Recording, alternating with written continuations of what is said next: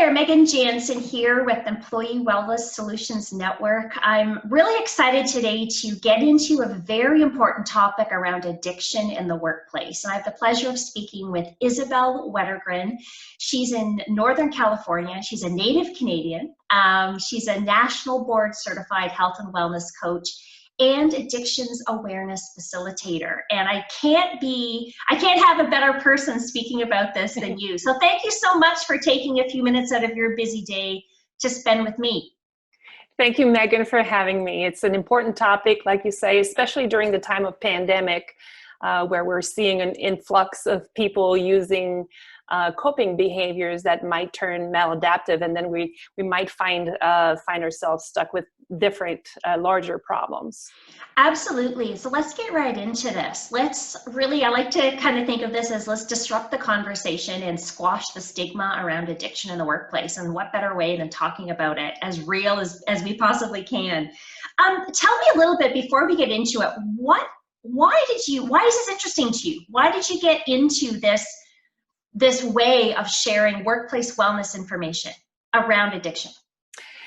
Yeah, well, you listed all my credentials, right? I have a master's degree in health and wellness psychology. I'm a national board certified health and wellness coach and addiction awareness facilitator. But really what qualifies me the most to be talking about this topic and addressing this topic is my personal journey.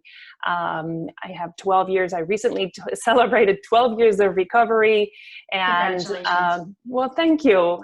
And I feel like we just don't talk enough about recovery, right? We see celebrities talking about recovery. We see celebrities, unfortunately, passing from the disease, but just regular people like mothers and fathers and employees, we just don't see those faces as often. So my personal journey really is my why, and I kind of wish that at the time my employer had a pro-recovery approach, or at least an awareness piece or an educational piece, so that I knew that there were some people out there like me that were struggling and that there was hope. I read a stat that 70% of people addicted have jobs. So, I mean, in any workplace, there is a huge percentage of people who have addiction. That's correct. 70% of addicted people that suffer from addiction are full-time or part-time employed.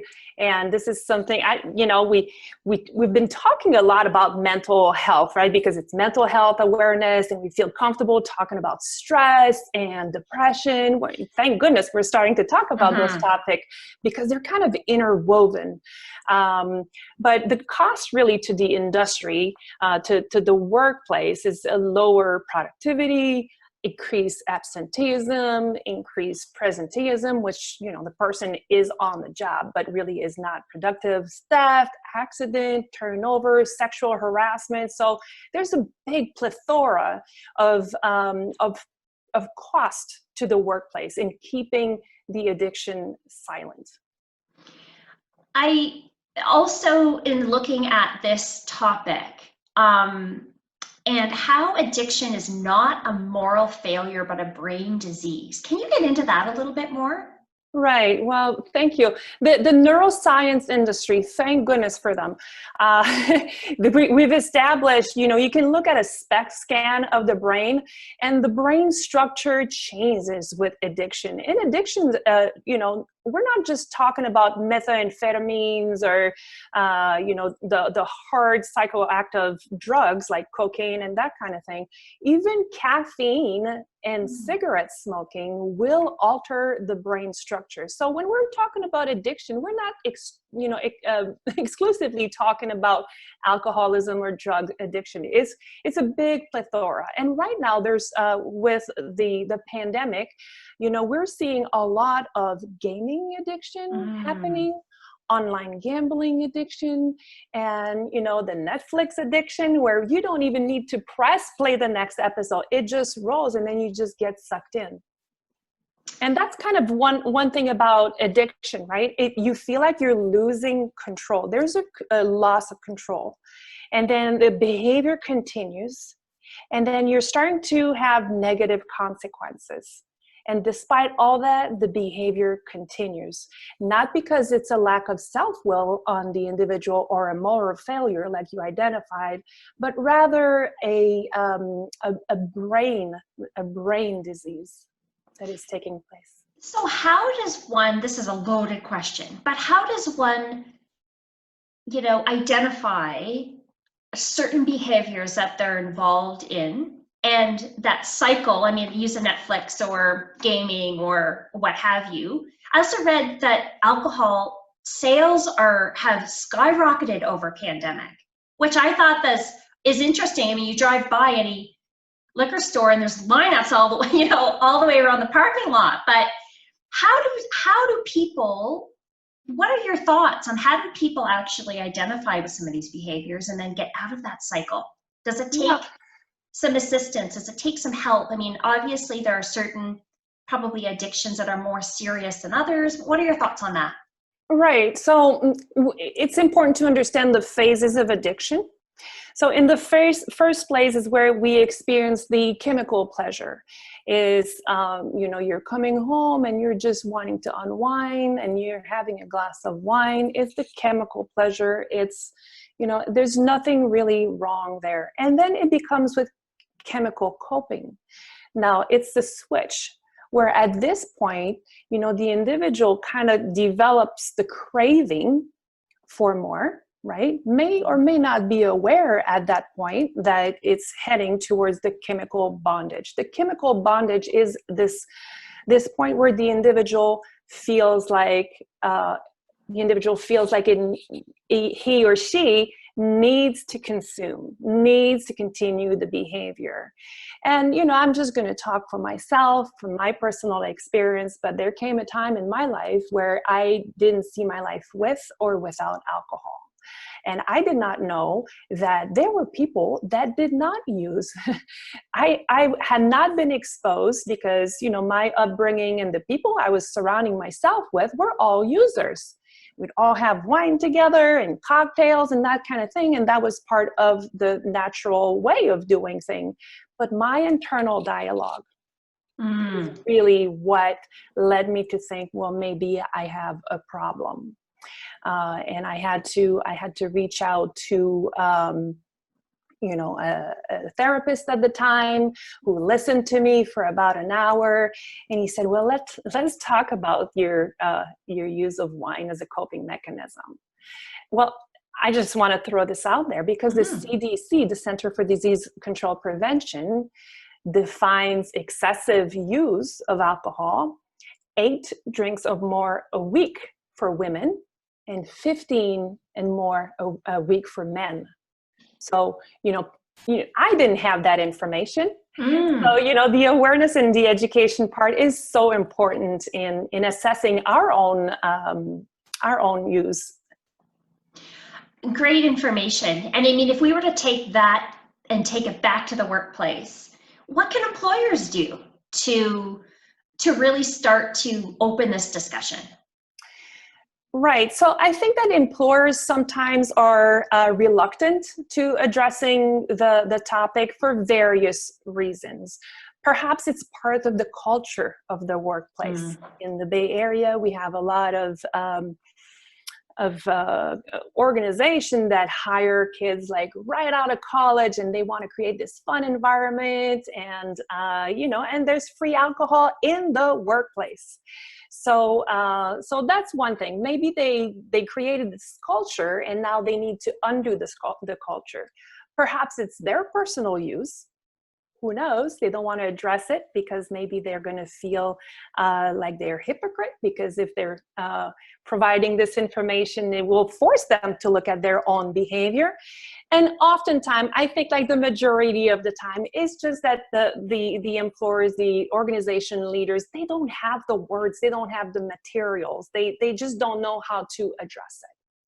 So reaching out for, help and addictions awareness would be a strategy employers could adopt to start at least this conversation, which I think is an important one to have at the workplace. Absolutely. You know, it's the more we talk about it, the more we put a face on addiction. You know, the more we will reduce the stigma and the stereotype. Now, another reason why it took me so long to ask for help is the stereotype that I had in my mind. Yeah. I was not a man. I didn't wear a trench coat, and I didn't live under a bridge. Right? So those are like the stereotypes of addiction that needs to be taken down, because there's a lot of regular people, just day-to-day people. 70% of the people that hold jobs suffer from some level of addiction. So there are a lot of regular folks out there that need to get this information so that they can make a better decision for themselves. And I think, you know, having this conversation is such an important start to this too. You know, not even realizing that number of individuals, you know, have some concerns with addiction. And you think that coming out of pandemic has increased this number? Do you believe? Absolutely. Yeah. Absolutely.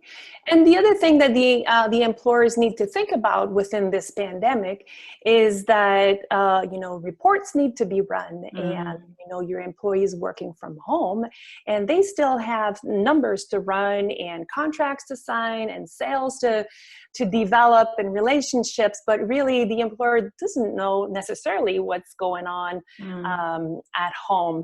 I'm just, you know, at the beginning of the pandemic, we were seeing a lot of funny memes online about, you know, the sweatpants thing where people are like, oh, I'm eating all the time. But, you know, what we're heading towards is like this maladaptive behavior that will turn into addiction for a lot of people. So that's why it's so crucial right now to offer those opportunities to educate and raise awareness surrounding addiction. It's almost talking about cultivating a culture of caring, and this being part of sort of the reopening, you know, bringing people back to work, but still being very aware of some of these things and behaviors that people are struggling with. Fascinating information. Isabelle, as we tie up today, do you have any final thoughts on this very important topic? I could talk to you all day on this topic of addiction. Yeah, well, you know, the awareness and education, think about it's the primary prevention strategy. Think about where we were. I'm going to age myself here, but we would take road trips with my parents, and, you know, I'd be laying down in the back window, you know, with my little pillow, with my little blankie. That's how we roll as a family, right? But all these, this education and the awareness about the importance of seatbelts came, and then, oh, all of a sudden now I don't go out without a seatbelt. My behavior has changed. Same thing with the pandemic here. I mean, that change occurred just like this. Now we're wearing masks, and we are social distancing, and we are following the rules because we care for our health. So why is it that we don't talk about addiction? We have the information. It is time to break the stigma. It is time to provide your employees with the information that they need so that they can make better choice for themselves. Amazing.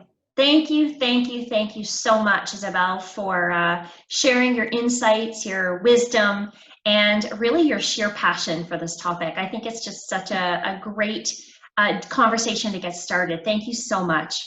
My pleasure. Thank you, Megan.